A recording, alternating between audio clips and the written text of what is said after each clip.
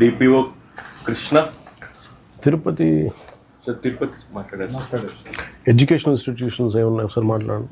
DPO Tirupati Sushila గారు ఉన్నారా? Responding, sir. Simply responding, sir. Sushila madam, ఇప్పుడు మన పంచాయతీల్లో ఎన్ని విద్యా సంస్థలు ఉన్నాయి?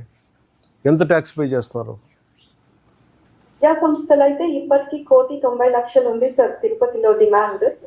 అందులో 30% ఈ ఇయర్ కి కలెక్ట్ చేశాం, కానీ ఎడ్యుకేషనల్ ఇన్స్టిట్యూషన్స్ ఇంకా పూర్తి స్థాయిలో మళ్ళీ రీఅసెస్ చేయాల్సి ఉన్నారు. అంటే అలా కాదు, మీరు చెప్పండి నాకు, ఎన్ని విద్యా సంస్థలు ఉన్నాయి తిరుపతి? మీకు ఎన్ని మండలాలు వస్తాయి మీ కింద? 30 మండల్ సార్. 30 మండల్సా? 35 సార్. ఓకే, 35 మండలాల్లో ఎన్ని కాలేజీలు ఉన్నాయి సార్ అసలు అన్నీ కలిపి? సార్ అన్ని కలిపి ఒక 250 to 300 ఉంటాయి sir, corporate colleges and private colleges. Okay, schools కూడా. ఒక సరాసరి ఒక దాంట్లో విద్యార్థులు ఎంతమంది ఉంటారు, అధ్యాపకులు కానీ? సార్ ఇప్పుడు పెద్ద యూనివర్సిటీస్ దగ్గర నుంచి మినిమం 500 to 600 స్ట్రెంగ్త్ ఉండే ఉన్నాయి సార్. 3,000 to 4,000 ఉండేవి కూడా ఉన్నాయి sir. So it very sir, 10,000 నుంచి 200 వరకు ఉండే ఇన్స్టిట్యూషన్స్ ఉన్నాయి సార్. ఓకే, ఇప్పుడు వీళ్ళు వాడే సగటు మనం ఇచ్చే సౌకర్యాలు, కరెంటు, వాటర్ కావచ్చు, నీళ్లు కావచ్చు, వాళ్ళు వాడుకొని వదిలేసిన మురుగునీరు కావచ్చు, మన పర్ క్యాపిటల్ వేస్ట్ డిస్పోజల్ కావచ్చు, ఇవన్నీ పంచాయతీకి ఎంత భారం పడుతున్నాయి? సాలిడ్ వేస్ట్ అయితే మనమే పంచాయతీ నుంచే తీసుకుంటున్నాం సార్. ఇప్పుడు అంటే అలా కాదు, ఇప్పుడు నా ఉద్దేశం ఏంటంటే ఒక 900 కుటుంబాలు ఉన్న ఒక పంచాయతీకి వాళ్ళు సంపాదించే బిలో పవర్టీ లైన్ మనం 3 లక్షలు తీసుకుంటాం. వాళ్ళే సిన్సియర్గా పే చేస్తారు. అంటే నాకున్న complaint, standard complaint all these years, అసలు విద్యార్థులు ఎక్కువైపోయారు, విపరీతంగా ఫీజులు కడతా ఉన్నారు, కానీ పంచాయతీలకి పరిధులు ఉన్నాయి కాబట్టి వీళ్ళు అసలు ట్యాక్సులు సరిగ్గా కట్టట్లేదు. ట్యాక్స్ రీఅసెస్మెంట్ ఒకటి జరగాలి.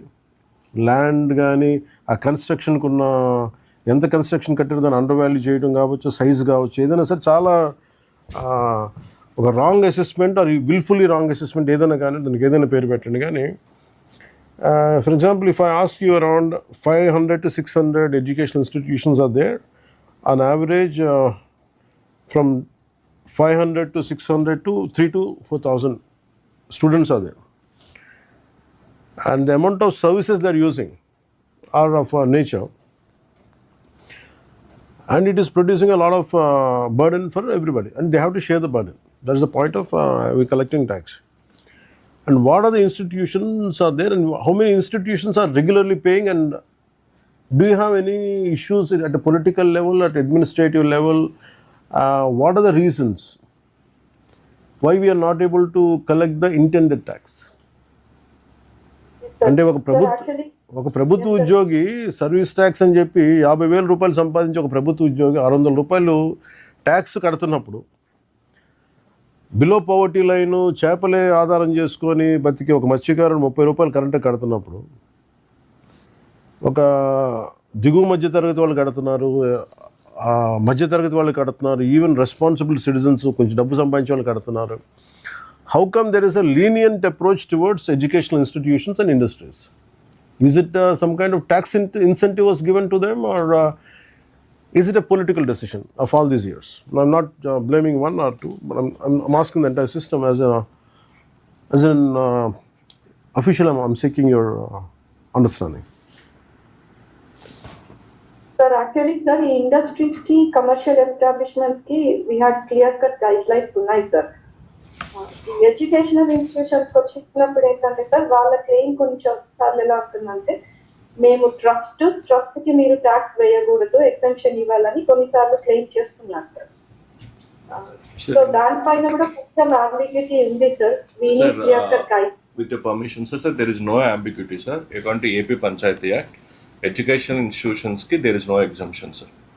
There are clear exemption categories. For example, poultry shed, it is an exempted category. అట్లా క్లియర్గా 1, 2, 3 అని చెప్పి ఉన్నాయి సార్. అందులో education institutions, even though every education institution is a trust sir almost.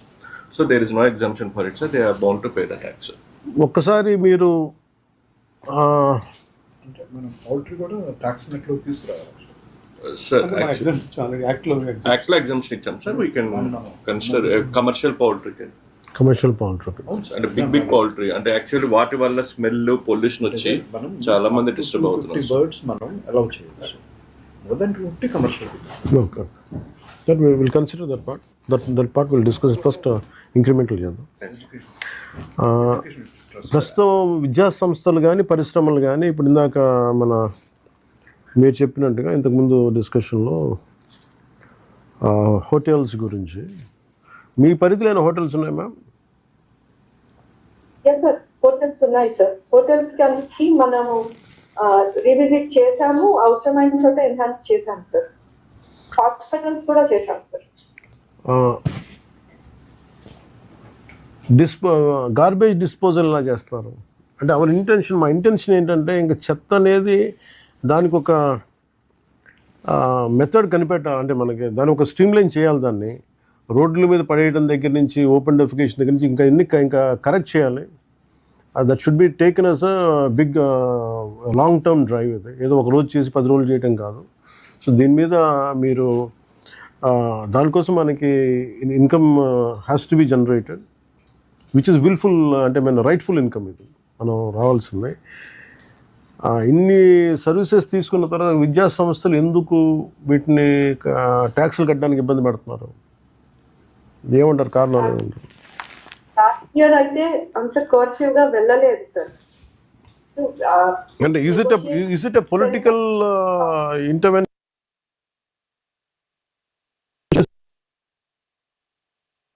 Inertia, or is it could you give me an explanation for that?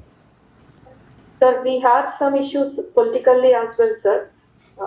మాకు వేయొద్దు, students ఉన్నారు, తగ్గించండి అని వచ్చాయి. కానీ once we get clear directions from your side, sir, we'll proceed without any hindrance. అంటే నేను చెప్పదలుచుకుంది ma'am, including to all the members who are part of this discussion, you do your job well. Whether an incentive to be given or not,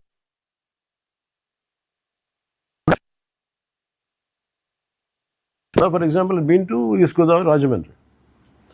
Andhra Paper Mills owes around 13 crores 50 lakhs.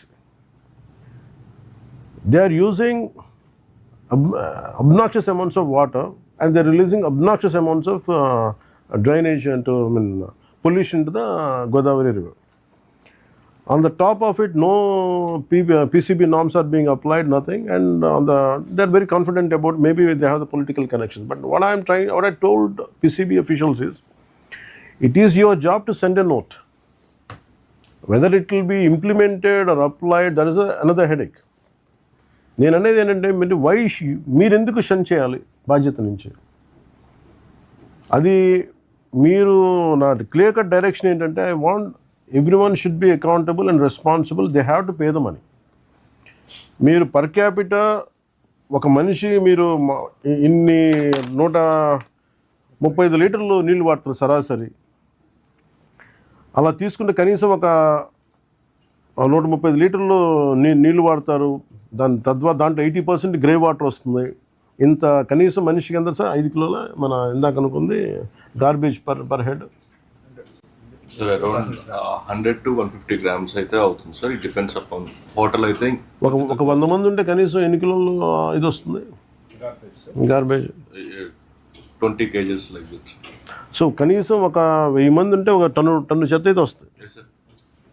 అటు plastic కానీ ఒక 1000 మంది ఉంటే. So అలాంటిది 5000 మంది విద్యార్థులు ఉన్నప్పుడు ఎంత చెత్త వస్తుంది, ఎంత గ్రే వాటర్ వదులుతారు, ఎంత వాటర్ కన్సంప్షన్ ఉంటుంది. అలాగే ఇవన్నీ అంటే ఎందుకంటే నేనే చెప్తున్నాను, నేనే పర్సనల్గా ఓపెన్ ల్యాండ్ ట్యాక్స్ అర్బన్ ఏరియాలో ఉంది కాబట్టి నేనే 15 లక్షలు కట్టాను. అది ఒక మనం పంచాయతీలకు అప్లై చేయట్లేదని పక్కన పెడదాం, ప్రస్తుతానికి will talk about it later. నేను అనేది విద్యా సంస్థలు విద్యార్థుల నుంచి ఉచితంగా డబ్బులు సంపాదించట్లా, ఉచితంగా విద్య చెప్పట్లా, వాళ్ళు డబ్బులు తీసుకుంటున్నారు. దానికి వాళ్ళు ఖచ్చితంగా tax pay, right tax pay చేసే విధంగా మీరు చర్యలు ఏం తీసుకుంటారు చెప్పండి నాకు. ఎందుకంటే ఇంకో ప్రాబ్లం ఏమొస్తుందంటే constantly honourable CM says income generate చేయాలి. వీఆర్ ఫ్రీబీస్ ఇస్తున్నాం, అందరికీ ఉచితంగా సిలిండర్లు ఇస్తున్నాం, ఉచితంగా బస్సులు ఇస్తున్నాం. అండ్ మన సకాలంలో సమస్య ఎక్కడ వస్తుందంటే సకాలంలో మనం ఉద్యోగస్తులకి డబ్బులు పే చేయలేకపోతున్నాం, శానిటేషన్ వర్కర్స్కి జీతాలు పే చేయలేకపోతున్నాం. దెర్ ఇస్ ఇన్కమ్ సమ్వేర్, దాన్ని మనం వచ్చిన ఇన్కమ్ని వాళ్ళు పంచుకోవట్లేదు. And they are using the services. And somewhere I think we have to make them accountable and responsible. That's the purpose of this meeting. అంటే ఒకటి, మీరు కంప్లీట్గా రీఅసెస్మెంట్ చేయండి మ్యామ్. అందరికీ కూడా do a complete reassessment in panchayats about educational institutions. విద్యాలయాలు కావచ్చు sir, పరిశ్రమలు కావచ్చు. ముందస్తు చర్యలు మొదటి విడతగా అంటే ఎన్ని పరిశ్రమలు ఉన్నాయి ఒక పంచాయతీ పరిధిలో, ఒక పరిశ్రమలు పంచాయతీలు ఎన్ని పరిధిలో ఎన్ని పంచాయతీలు ఉన్నాయి, దానికి పర్ క్యాపిటా కన్సంప్షన్ మన రోడ్లు వేయటం దగ్గర నుంచి కానీ, మనం చెత్త సేకరణకు కానీ, వాళ్ళు వచ్చే వదిలే పొల్యూషన్ కానీ, మంచినీళ్ళు కానీ ఎంత ఖర్చు పెడుతున్నాం, తద్వారా మనకి ఎంత వస్తుంది. ఒక 10,000 రూపాయలు సంపాదించే ఒక ఉద్యోగి మీద కూడా భారం పెడుతున్నాం, కానీ ఒక 100 కోట్లు 10 కోట్లు 20 కోట్లు సంపాదించే వాళ్ళ మీద మనం అసలు సంబంధం లేకుండా ట్యాక్స్ వదిలేస్తున్నాం. I feel it is a gross injustice. Even if any political leaders are doing it also it's gross injustice. అది ఎన్డీఏలో ఉన్న కూటమి ఉన్న రాజకీయ నాయకులైనా కావచ్చు. అంటే ముందు మేము అకౌంటబిలిటీ ఫిక్స్ చేసుకోకుండా మేము ఎలా మాట్లాడతాం. అందుకని దానికి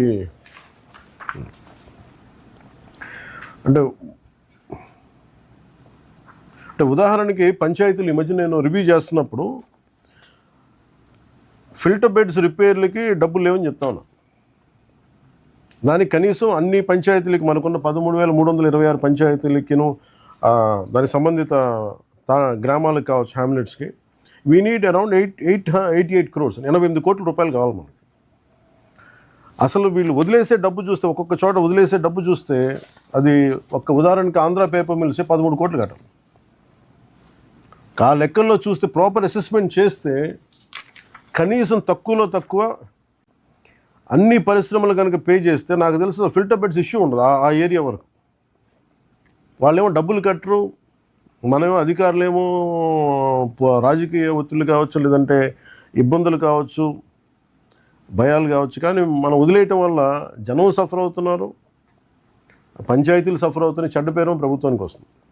అందుకని ఒక్కసారి మీరు నాకు ఒక ప్లాన్ ఆఫ్ యాక్షన్ ఇవ్వండి సార్. మీరు కంతిలాల్ దండే గారిని కూడా నా రిక్వెస్ట్ ఏంటంటే, మీరు ఇప్పటికీ అంటే చాలా వేగ్, ఇట్స్ నాట్ రైట్, అంటే నాట్ ఒక రైట్ ఫిగర్ కూడా కాదు, ఒక అందాజు, ఒక పెండింగ్ డ్యూస్ పరిశ్రమల నుంచే. నాకున్న ఈ రిపోర్ట్ కూడా నాకు రైట్ కాదు, నాకు ఇది అండర్ అసెస్డ్ కింద ఈ పరిశ్రమల నుంచి 115.57 కోట్లు రావాలి. ఎడ్యుకేషనల్ ఇన్స్టిట్యూషన్స్ నుంచి ఇంక్లూడింగ్ ప్రైవేట్తో 45 కోట్లు రావాలి. All are under assessed.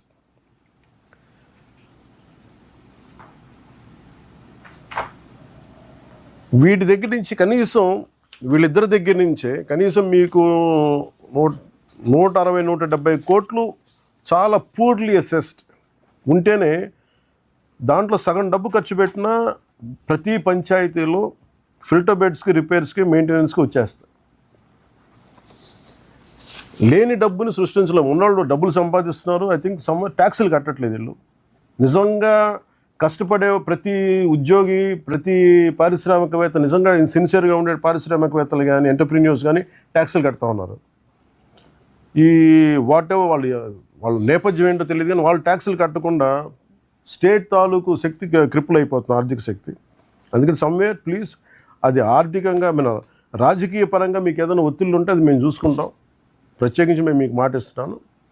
మీరు యూ డూ రీఅసెస్మెంట్. మీరు వన్ డే మీరు వాటర్ ఆడిట్ ఎలా చేశారో, మీరు ఏమంటారు ఫస్ట్ డే చేసినప్పుడు నాలా ఆడిట్ పల్స్ సర్వే ఎలా చేశారో don't do it in 1 day, do it dry for 3-4 days. ఇంకా మళ్ళీ మీరు రేపు మిస్ అవ్వద్దు అనే పదం లేకుండా చూడండి. అంటే ఎంత పొటెన్షియాలిటీ ఉంది అంటే పంచాయతీల దగ్గర నుంచి విత్ రైట్గా రికవర్ చేస్తే 5,496 కోట్ల రూపాయలు.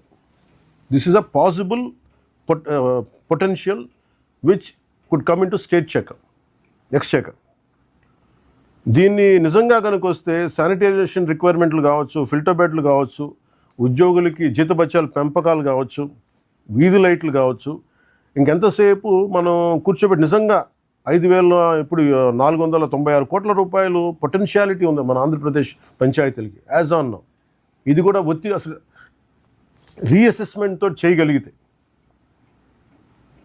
అందుకని ప్రతి ఒక్కరు దీన్ని ఏదన్నా ఎవరన్నా పారిశ్రామికవేత్తలు కావచ్చు, విద్యా సంస్థలు కావచ్చు, దానికి నడిపే పెద్ద వ్యక్తులు ఎవరైనా కావచ్చు, అది రేపొద్దున గౌరవ ముఖ్యమంత్రి గారి దృష్టికి తీసుకొచ్చినా, రేపొద్దున క్యాబినెట్లో మాట్లాడినా అది మన నిర్ణయం మేము తీసుకుంటాం. కానీ వీళ్ళెవరు ట్యాక్సులు కట్టట్లేదు అనేది పబ్లిక్ అయితే తెలియాలి. ఒకవైపు పబ్లిక్నేమో వేధిస్తున్నాం, మీరు ట్యాక్సులు కట్టాలి, ట్రాఫిక్లు వెళ్తుంటే చలాన్లు కట్టాలి ఇచ్చేస్తున్నాం. కానీ ఇంత డబ్బులు సంపాదిస్తా కనీసం వీళ్ళు ట్యాక్సులు కట్టకపోవడం అనేది చాలా చాలా దురదృష్టకరం. As a government, as a responsible officials, I request you all through Principal Secretary garu, through Kantilal Dandeji, please you take the needful action, sir. Make sure everyone is accountable. Whether how much they pay, they do not pay, that will what the further consequences, we'll take it forward. Sir. That should be the objective of this sabha. If anyone would like to add, more than that. Any other DPOs would like to add anything? Visakhapatnam DPO ఉన్నారా? Give them 2 minutes and just say, and how do they take it forward? I'll check. DPO Srikakulam Swaruparani ఉన్నారా?